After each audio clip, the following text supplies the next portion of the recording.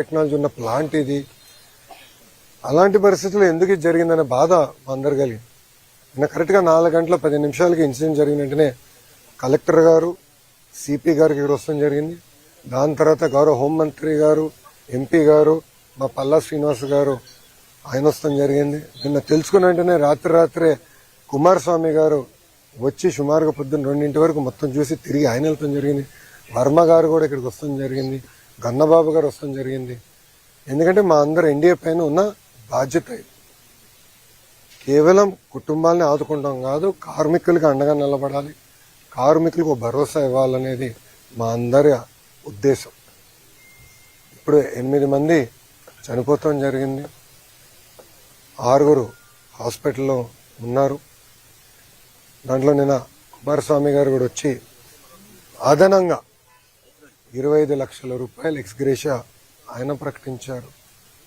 ఎప్పుడు లేని విధంగా కాంట్రాక్ట్ అయినా, ఫుల్ టైం ఎంప్లాయీస్ అయినా, వాళ్ళ ఇంట్లో పిల్లలు చదువుకున్న పిల్లలుంటే వాళ్ళకి పర్మనెంట్ ఉద్యోగం ఇస్తామని ఆయన హామీ ఇచ్చారు. వాళ్ళు నివసించాలనుకుంటే ప్లాంట్లోనే ఇల్లు ఉండేదాన్ని కూడా ఆయన ఇస్తా అన్నారు. ఇంతేకాకుండా పర్మనెంట్ ఎంప్లాయీస్కి చాలా స్పష్టంగా ఇంత రావాలనేది ఉంది నిబంధనలు. అది కూడా మేము రివ్యూ చేస్తున్నాం. దాంతోపాటు కాంట్రాక్ట్ ఎంప్లాయీస్ కూడా ఇంత ఇవ్వాలి, యాక్సిడెంట్ జరిగితే ఇంత ఇవ్వాలని చాలా స్పష్టంగా విశాఖ స్టీల్ ప్లాంట్ రూల్ బుక్లో ఉండడం జరిగింది. మేము ఇక్కడ వచ్చి కేవలం ఏదో చెక్ అందించే లేదానికి రాలేదు. ఆ కుటుంబాలకి శాశ్వతంగా అండగా నిలబడడానికి ఈరోజు ఎన్డీఏ ప్రభుత్వం అడిగేసింది. గతంలో ఎప్పుడు లేని విధంగా పర్మనెంట్ జాబ్ ఇస్తామని పెద్ద మనసుతో కుమారస్వామి గారు ఒక హామీ ఇచ్చారు. కేంద్రంలో ఉన్న సెక్రటరీ గారు ఇది ఎక్కడ లేదు కదా సార్ అంటే, అవసరమైతే నేను క్యాబినెట్ కూడా తీసుకెళ్తా, nothing to worry, I will get it done, నాది బాధ్యత. ఎందుకంటే ఆ కుటుంబాలకు మన అండగా నిలబడాల్సిన సమయం ఇది అని ఆయన చెప్తాం జరిగింది. సో ఎక్కడ జరగలేదు. ఇప్పుడే గురువు గారు చెప్పినట్లు పిల్లలు కూడా చదువుకునే. ఎందుకంటే పాప కార్మికుడికి 3 నెలల బాబు ఉన్నాడు. 3 నెలల బాబు, అందరూ బాధ కలిగింది. ఒకరి దౌతే రేపు పుట్టినరోజు. సో వాళ్ళందరూ కూడా కుటుంబాలకు అండగా నిలబడాలి, బాధ్యత మా పైన ఉంది. సో నేను కుటుంబాలను కలిసినప్పుడు కూడా చెప్పాను, రూల్స్ ప్రకారం కొంతమందికి ఎక్కువ వస్తుంది, నాకు ఎలాంటి డౌట్ లేదు, ఎంత ఉన్నా అంత ఇవ్వాలి. ఆల్రెడీ సిఎండి గారు స్పష్టంగా చెప్పారు. నిన్న కుమారస్వామి గారు ఇచ్చిన ఆదేశాల మేరకు ఈరోజు డేట్ మారే లోపల 25 లక్షల రూపాయలు ఫస్ట్ విడత కింద 8 మంది వాళ్ళ అకౌంట్లో డబ్బులు వేస్తూ జరుగుతుంది. ఇంతేకాదు దాని తర్వాత రావాల్సిన ఎక్స్గ్రేషియా, పిఎఫ్ అకౌంట్ నుంచి రావాల్సిన డబ్బులు, స్టీల్ ప్లాంట్ ఇవ్వాల్సిందంతా కూడా మేము మొత్తం క్యాలిక్యులేట్ చేసి ఆ కుటుంబాల అకౌంట్లో వేసే బాధ్యత ప్రభుత్వం తీసుకుంటుంది. అక్కడితో మేము ఆగం. మేము అందరూ వచ్చేటప్పుడు కారులో కూడా మాట్లాడుకున్నాం. వర్మ గారు నేను కూడా డిస్కస్ చేసాం. అంత్యక్రియలు అయిన తర్వాత, పెద్దకరమైన తర్వాత మళ్ళీ అమరావతిలో ఒకసారి కూర్చుందాం కుటుంబాలతో. ఇంకెలా చేద్దాం, ఏం చేస్తే బాగుంటుంది. వాళ్ళు కేవలం సొంత కాళ్ళపై నిలబడతాం కాదు, ఆ పిల్లల్ని చూసుకోవాల్సిన బాధ్యత ఎన్డీఏ ప్రభుత్వం పైన ఉంది. గతంలో ఎట్లయితే విశాఖ ఉక్కుని కలిసికట్టుగా ఎన్డీఏ కాపాడిందో అదేవిధంగా కార్మికులకి మేము అండగా నిలబడతాం, ఆ కుటుంబాలకి మేము అండగా నిలబడతాం. ఇంతేకాదు నిన్న కుమారస్వామి గారు ఒక ఆదేశాలు కూడా జారీ చేశారు. 3 సీనియర్ మెంబర్స్తో కమిటీ వేసి, వాళ్ళు ఇప్పుడు సుమారుగా 4-5 వాళ్ళు వస్తున్నారు. కమిటీ మొత్తం రివ్యూ చేస్తారు, డేటా అంతా చూసుకుంటారు. ఆ టైంలో 2nd, 3rd, 4th ఎక్కడైతే యాక్సిడెంట్ జరిగిందో అక్కడ ఉన్న కార్మికులతో కలుస్తారు. వాళ్ళది కూడా ఏం జరిగింది ఏంటని తెలుసుకుంటారు. ఇది కింద నుంచి కారింది కాదు, ఏంటేదో లాగితే ఫినిష్డ్ ప్రోడక్ట్ బయటకు వచ్చింది కాదు, పైనుంచి పొంగుతాం కూడా కాదు, కక్కింది. పొంగినది వేరే రకంగా అనుకోవచ్చు, కానీ కక్కింది. ఎందుకు జరిగింది, ఎక్కడ జరిగింది, ఎందుకు ఇక్కడ జరిగింది, దీని వెనకాల ఏంటి, మొత్తం మనం క్షుణ్ణంగా పరిశీలించాల్సిన బాధ్యత అటు స్టీల్ ఇండస్ట్రీ పైన ఉంది, రాష్ట్ర ప్రభుత్వం పైన ఉంది. తప్పనిసరిగా నివేదిక వచ్చిన తర్వాత ఏం చర్యలు తీసుకోవాలో ప్రభుత్వం తీసుకుంటుంది. కానీ ఈరోజు యాక్సిడెంట్లో దెబ్బలు తగిలిన కార్మికుడిని హాస్పిటల్లో కలిశారు. ఆయన పేరు శ్రీనివాస్. ఆయన కలుస్తుంటే ఆయన ఒక మాట అన్నాడు, అయ్యా మాకు దెబ్బలు తగిలినాయి, మీరు వచ్చారు పెద్ద మనసుతో మాకు అండగా నిలబడతాన్నారు, కానీ విశాఖ ఉక్కుని మీరు కాపాడండి. మీరు ఉక్కుతో అండగా ఉండండి, ఈ ఫ్యాక్టరీతో అండగా ఉండండి, ఉక్కు ఫ్యాక్టరీతో అండగా ఉండండి. ఇది కేవలం మా కుటుంబాలే కాదు, లక్షలాది కుటుంబాలు గాజువాక విశాఖపట్నంలో దీనిపైన ఆధారపడి ఉన్నాయి. చూసుకోవాల్సిన బాధ్యత మీదని ఆయన చెప్పారు. ఇన్ఫాక్ట్ ఆయన చెప్పినప్పుడు నేను అనుకుంటే ఆయన గురించి, ఆయన కుటుంబం గురించి ఆయన మాట్లాడుతున్నాడేమో అనుకున్నా. వర్మ గారు కరెక్ట్ చేశారు, లేదు బాబు విశాఖ ఉక్కు గురించి ఆయన మాట్లాడుతున్నాడు అని. అంటే ఎంత పెద్ద మనసుతో, కార్మికులకి ఎంత ఎమోషనల్ అటాచ్మెంట్ ఉందో నిజంగానే నేను ఈరోజు తెలుసుకుంటాం జరిగింది. ఇంతేకాదు ఉత్తరాంధ్రలో పెద్ద ఎత్తున పెట్టుబడులు వస్తున్నాయి, మీ అందరూ తెలిసిన విషయమే. డేటా సెంటర్లు అవ్వచ్చు, ఐటీ అవ్వచ్చు, హెవీ ఇండస్ట్రీలు కూడా పెద్ద ఎత్తున, మిగతా ఉక్కు ఫ్యాక్టరీలు వస్తున్నాయి, ఇంకా కొన్ని అనౌన్స్మెంట్ త్వరలో రాబోతున్నాయి. ఇవన్నీ వచ్చినప్పుడు స్కిల్ డెవలప్మెంట్ అనేది చాలా చాలా అవసరం. ప్రధానమంత్రి గారు కూడా చాలా స్పష్టంగా ఐటీఐస్కి సుమారుగా 60,000 కోట్ల రూపాయలతో స్కిల్ డెవలప్మెంట్కి ప్రత్యేక శ్రద్ధ పెట్టారు, ప్యాకేజ్ ఇచ్చారు. దాంట్లో భాగంగా ఫస్ట్ ప్రాజెక్ట్ మన పాయక్రావుపేట అనిత గారి నియోజకవర్గంలో అటు ఆసిలర్ మిత్తలు, ఎందుకంటే వాళ్ళు కూడా ప్రైవేట్ సెక్టర్ కూడా కొంచెం డబ్బులు పెట్టండి, వాళ్ళు ముందరికి వచ్చి మేము పెడతామని చెప్పి పెద్ద ఎత్తున ట్రైనింగ్ కూడా చేయాల్సిన అవసరం ఉంది. అటు ఫార్మా అవ్వచ్చు, స్టీల్ అవ్వచ్చు, మిగతా మ్యానుఫ్యాక్చరింగ్ సెక్టర్స్ అవ్వచ్చు, ట్రైనింగ్ అనేది చాలా చాలా అవసరం. దాంట్లో ఎలాంటి సందేహం లేదు. ఒక విద్యాశాఖ మార్చులుగా నా పైన బాధ్యత ఉంది, ఎందుకంటే స్కిల్ డెవలప్మెంట్ నాకు ఉంది. ట్రైనింగ్, రీట్రైనింగ్, నిరంతరం ట్రైనింగ్ చేయాల్సిన బాధ్యత మా పైన ఉంది. అది కూడా ప్రభుత్వం చాలా సీరియస్గా తీసుకుంటుందని ప్రజలందరూ కూడా తెలియజేస్తూ, ఇప్పుడు మీడియా మిత్రులకి ప్రశ్న ఉంటే సమాధానం చెప్పడానికి నేను సిద్ధం. కార్మికుల కన్నా తక్కువ ఉన్నారు, కాంట్రాక్ట్ కార్మికులు కూడా తొలగించారు, పర్మనెంట్ కార్మికులు కూడా తొలగించారు, నిర్వహణ లోపం కూడా ఉంది, అందుకే ప్రమాదం జరిగిందని కార్మిక సంఘాలు ఆరోపిస్తారు. ఇప్పుడు మీరు చూస్తే తక్కువ మంది ఉన్నారు కనుక ఈ ప్రమాదం జరగలేదు. ప్రాసెస్లో ఎలాంటి ల్యాబ్స్ లేదు, డీవియేషన్ లేదు. ఇది పాట్ నుంచి అది కక్కింది. ఎందుకు కక్కిందంటే తెలియదు. ఇన్ఫాక్ట్ ఎక్కువ మంది దాని కింద ఉంటే చనిపోయే పరిస్థితి, ప్రమాదం ఉండేది. సో ఇది ప్రాసెస్ లోపాలు ఎక్కడ జరగలేదు. నంబర్ 2, లోపల కార్మికులు కూడా కలిసారు, వాళ్ళు కూడా నేను సమాధానం చెప్పాను. ఏమన్నానంటే ఇతర ఫ్యాక్టరీలు, ఎందుకంటే ఇదే టెక్నాలజీ, దీనికన్నా వెనకబడిన టెక్నాలజీలు ఉన్న ఫ్యాక్టరీలు ఉన్నాయి, అదే టైంలో వచ్చినాయి 4-5 స్టీల్ ఫ్యాక్టరీలు భారతదేశానికి. రష్యన్ టెక్నాలజీతో ఏర్పడిన factory, one of the best technology. In fact మనం హైదరాబాద్లో కట్టిన ఇల్లు, ఉండవల్లో, ఇప్పుడు అమరావతిలో మేము కట్టే 2 ఇల్లు కూడా విశాఖ స్టీల్ వాడే కడుతున్నాం. ఎందుకంటే క్వాలిటీ బాగుంటుంది, స్ట్రెంత్ బాగుంటుంది, టెక్నాలజీ మంచిదని అందరూ బలంగా నమ్ముతూ టెస్ట్ కూడా చూపిస్తుంది.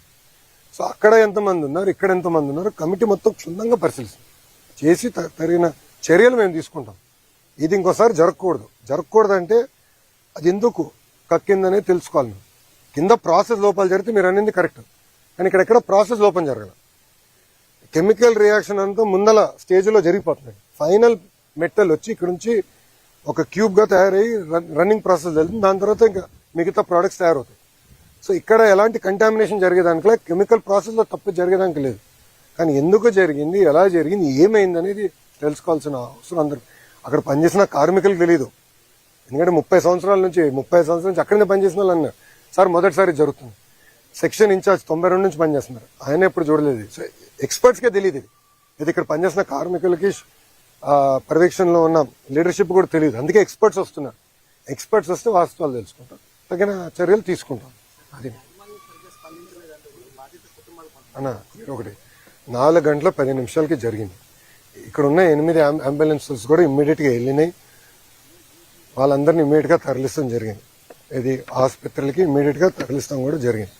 ఇంతేకాకుండా కలెక్టర్ గారు వచ్చారు, సిపి గారు వచ్చారు, హోంమంత్రి గారు వచ్చారు, ఎంపీ గారు వచ్చారు, ఎమ్మెల్యే గారు వచ్చారు, అందరూ వచ్చారు. ఇప్పుడు కుమారస్వామి గారు నేను రాత్రి వచ్చారు సార్. జరిగిన 12 hours కూడా జరగల. 4 గంటల 10 నిమిషాలు జరిగితే ఆయన సుమారుగా 10 కల్ దిగారు. 6 గంటల్లో కుమారస్వామి గారు స్వయంగా వచ్చారు. నేను నిన్న సాయంత్రం వచ్చాను రష్యా నుంచి. ఈరోజు ఉప ముఖ్యమంత్రి గారు వచ్చారు. ఎందుకంటే ఇక్కడ ఒకటండి, ఎక్స్గ్రేషియా ఇచ్చేదానికో ప్రకటించడానికి కేవలం అదొకటే కాదు మా బాధ్యత. కుటుంబాలను ఆదుకోవాలి, కార్మికులతో అండగా నిలబడాలి, ఏం జరిగిందో మేము తెలుసుకోవాలి, రాబోయే రోజుల్లో ఎలా ప్లాంట్ని ముందలు తీసుకెళ్ళాలి, ఇలాంటిది మళ్ళీ జరగకుండా చూసుకునే బాధ్యత మా అందరి పైన ఉంటుంది. సో దానికే మేము అందరూ వచ్చింది. అదే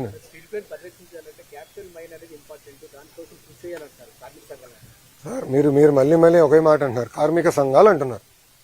ఒక విషయం చెప్తున్నా, విశాఖ ఉక్కుని కాపాడుకుంది మేము. గతంలో ఎప్పుడన్నా క్యాప్టివ్ మైన్ ఉందా? విశాఖ ఉక్కుకి క్యాప్టివ్ మైన్ ఎప్పుడన్నా ఉందా? ఈ రోజు కూడా ఇక్కడికి వస్తున్న ఉక్కు ఫ్యాక్టరీలు అన్నిటి కూడా స్లర్రీ పైప్ లైన్ ద్వారా రా మెటీరియల్ ఎన్ఎండిసి టైప్ తో వస్తున్నాయి.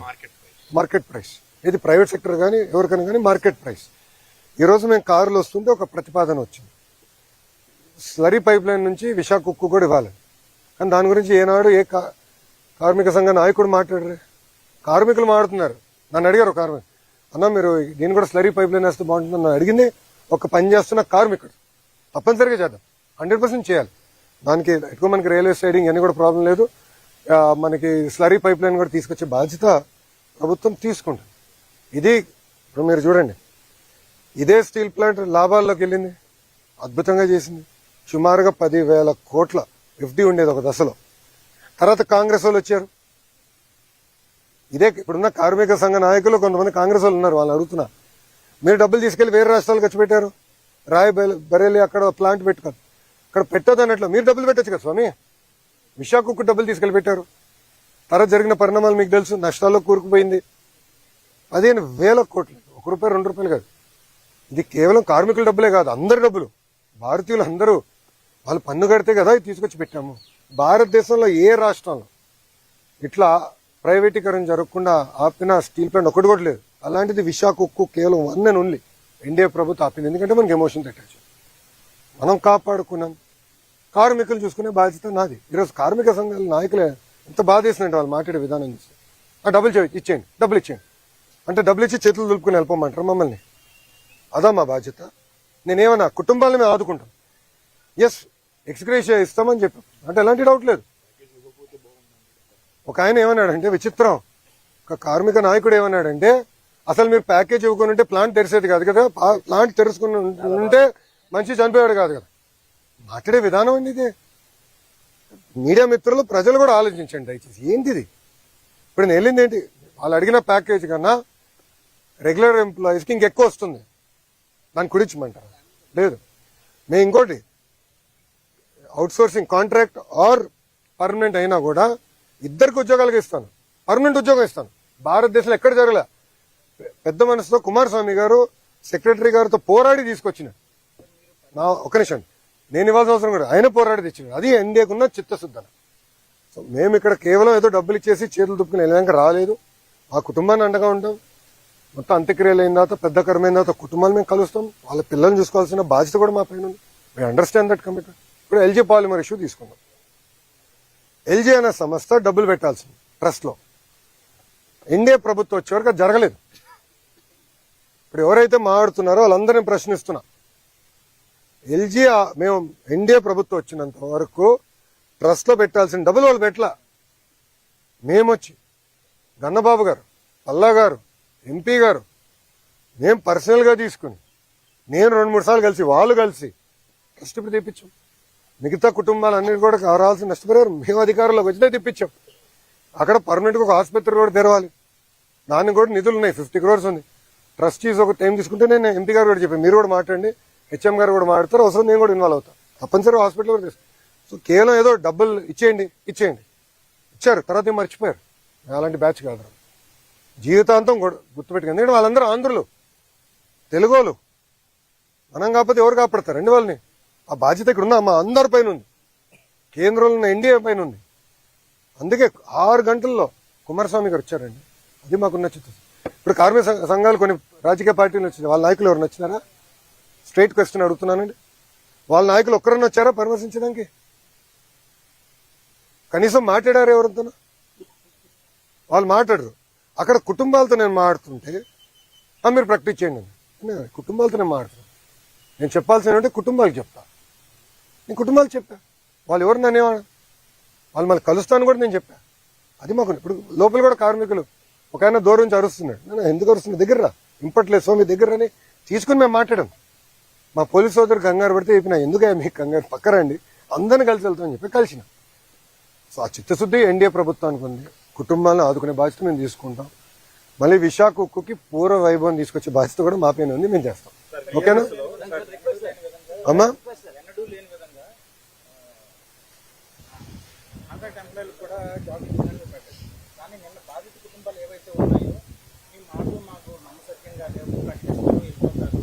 కానీ నాకు రిటర్న్ ఎవరు చెప్పారండి? ఒక నిమిషం అన్నా, మీరేమనుకోపోతే 1 సెకండ్ అన్నా. ఐఎమ్ సారీ కానీ హాఫ్ నాలెడ్జ్ తో మనం ఆడకూడదు. కంప్లీట్ నాలెడ్జ్ తో లెట్ us డిస్కస్. ఓకే, ఈరోజు ఎవరు వచ్చారండి ఇక్కడికి? ప్రతిపక్ష ఇది టీమ్ 11 కెప్టెన్ వచ్చాడా? అడుగుతున్నా, టీమ్ 11 కెప్టెన్ వచ్చాడు ఇక్కడికి? లేదు కదా. కుమారస్వామి గారు 6 గంటలు ఎందుకు వచ్చాడు? ఆయన ఎందుకు ప్రకటించాడు? 25 లక్షలు ఈరోజు రాత్రి కుటుంబాల అకౌంట్ లో మేము వేస్తామని చెప్పాం. 90 రోజుల తర్వాత తిప్పి నన్ను అడుగు, అప్పుడు నేను సమాధానం చెప్పగలుగుతా. గానీ మీరే కావాలని అపోహలు సృష్టించి, కార్మిక సంఘ నాయకులు అపోహలు సృష్టించి, ఇది కరెక్ట్ కాదు. I'm sorry to say. మేము కాపాడాం ప్లాంట్, స్టీల్ ప్లాంట్. మాకున్న చిత్తశుద్ధి మేము కాపాడాం. నాకు ఇప్పుడు కూడా ఫోటో ఉంది. మేడం గారు, నిర్మలా సీతారామన్ గారు కూర్చుని ఉంటారు, బాబు గారు ఉంటారు, పైన క్లాక్ ఉంటుంది. పొద్దున 12 గంటల 15 నిమిషాలు జరుగుతున్న మీటింగ్. రాత్రి ఫోటో తేనా, రాత్రి 2 వరకు మీటింగ్ జరిగింది. ఫోటోలో 12:15 అంటే డేట్ మారింది. ఇప్పుడు మేడం గారికి అవసరం అది?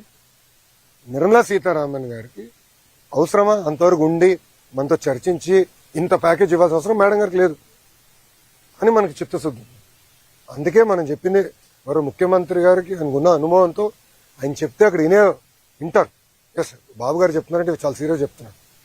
అది పరిణామాలు తీసుకుని ఆయన అనౌన్స్ చేశారు. సో నేను చేయకపోతే తిప్పినాను అడిగాను, చేస్తానని చెప్పిన తర్వాత తిప్పి అసలు 24 గంటలు కూడా లోపలే మీరు ఇట్లా మాడితే ఎట్లా? Sir we are in full commitment. మీరు చెప్పినట్టు ఆ టీమ్ లెవెల్ కెప్టెన్ వచ్చే అవసరం లేకుండానే మీరే ముందస్తుగా అంత ఇనిషియేటివ్ తీసుకుంటాము అంటారు. అమ్మా, ఇక్కడనే కాదు, ఇది ఎండ్ ఆఫ్ ది డే మన రాష్ట్రం. మనకున్న సమస్యలని మనమే పరిష్కరించుకోవాలి. It is our responsibility, right? ఇక్కడనే కాదు, రాష్ట్రంలో కూడా ఎక్కడ ఏ ఇన్సిడెంట్ జరిగినా, ఇప్పుడు గౌరవ హోంమంత్రి గారు బస్ యాక్సిడెంట్ కూడా వెళ్తున్నారు, గమనించారు లేరు? Any incident we are taking very serious. మాకు వాట్సాప్ గ్రూప్ ఉంది, ఇన్సిడెంట్ మేనేజ్మెంట్ అని మాకు వాట్సాప్ గ్రూప్ ఉంది. దాంట్లో గౌరవ ముఖ్యమంత్రి గారు కూడా ఉన్నారు. ఇది అడగండి. నిన్న జరిగిన 4 గంటల 45 నిమిషాలకి మేము అందరూ వెళ్ళటే అందరం ఆడుకున్నాం. మళ్ళీ ఎంపీ గారితో మాట్లాడా, ఎమ్మెల్యే గారితో మాట్లాడా, గణబాబు గారితో మాట్లాడా, హెచ్ఎం గారు ఇమీడియట్ గా స్పందించారు. ఇట్స్ రెస్పాన్సిబిలిటీ అమ్మా. మేమేదో టీమ్ 11 కెప్టెన్ సమాధానం చెప్పినా మేము లేము ఇక్కడ. తెలుగులకి కోసం, ఆంధ్రుల కోసం సమాధానం చెప్పాలి. మా బాధ్యత ఇది. 164 స్థానాలు గెలిపించిన తర్వాత మేము పరదాలు కట్టుకుని తిరగట్లేదు ఎవరు. పాప కార్మికుడు ఎక్కడి నుంచో దూరం నుంచి అరుస్తుంటే నేను ఎందుకు అరుస్తున్నానా? దగ్గర రా, దగ్గర వచ్చాడు, మేము కూర్చున్నాం, మాట్లాడుకున్నాం. నేను మందే భయ్, మన ప్లాంట్, మన రాష్ట్రం, మన సమస్యలు మనమే పరిష్కరించుకోవాలి. అంతేగాని మీరు కాబట్టి నేను నాకేదో కొంచెం బీపీ పెరిగితే ఏం సాధిస్తాం? బీపీ వస్తుంది అంతే, సమస్యలు పరిష్కారం అవ్వు కదా. కూర్చొని పరిష్కరించాలి. ఇప్పుడు వాళ్ళు అడిగారు, కార్మికులు కూడా ఏమన్నారంటే, అన్న కమిటీ సభ్యులు వచ్చినప్పుడు ఇక్కడ ఎవరు పని చేస్తారో వాళ్ళు కూడా కలిస్తే బాగుంటుందంటే తప్పనిసరి కలుస్తారు. ఎందుకంటే అక్కడ ఏం జరిగింది, ఎలా జరిగింది వాళ్ళు కూడా వివరంగా తీసుకుంటారు. కమిటీ ఈరోజు సాయంత్రం వస్తారు, ఉంటారు ఎక్స్పర్ట్స్. నేను స్టీల్లో మాస్టర్స్ చేయలేదు కదా, నాకు ఐడియా లేదు. ఓకేమ్మా,